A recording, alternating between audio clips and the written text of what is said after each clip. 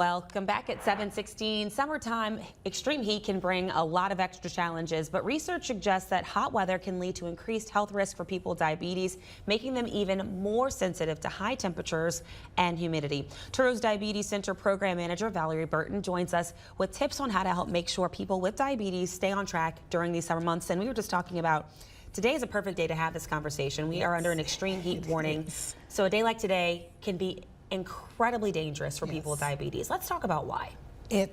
Because when you have diabetes, you are more prone to heat exhaustion and dehydration, which can cause really high glucose spikes. You'll have simple symptoms that start out where you may feel a little nauseous, but if you start to get dizzy, have rapid heartbeats, confusion, those are serious signs for dehydration, which can cause serious glucose spikes. And you were just telling me before we came out of commercial break that those symptoms can last. They can be prolonged. Yes. Why, let's two questions here. Why is it that the heat can make people with diabetes feel those symptoms so much faster? And two, why would they feel those symptoms longer than someone without blood sugar issues or without diabetes? Our body uses fluid faster when we're in hot summer months like this, so it makes our blood more concentrated, which would make our glucose higher.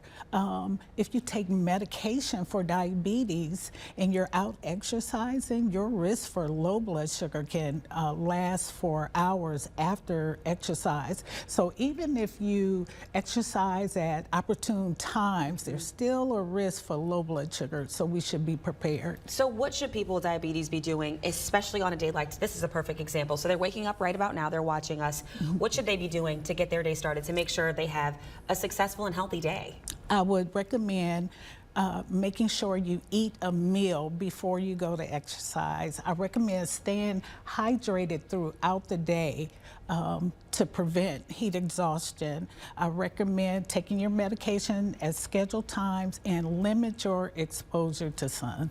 If you know someone with diabetes, what should you be on the lookout for? Because if that person's feeling confused, they may not realize it. So if we have someone in our lives who's diabetes, especially this time of year, what are some symptoms to look out for to make sure they're good? And if they're not, get them some help immediately.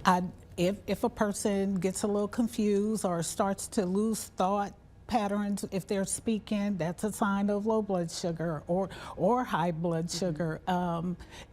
If they complain of a weakness, that's a sign. If they start to feel dizzy, and people tend to feel that something is going on early on, so communication is key. All right, well, thank you so much for those reminders on this very hot day that we're going to be dealing with here in South Louisiana. We appreciate your time this morning. Thank you. All right, let's get over to meteorologist Amber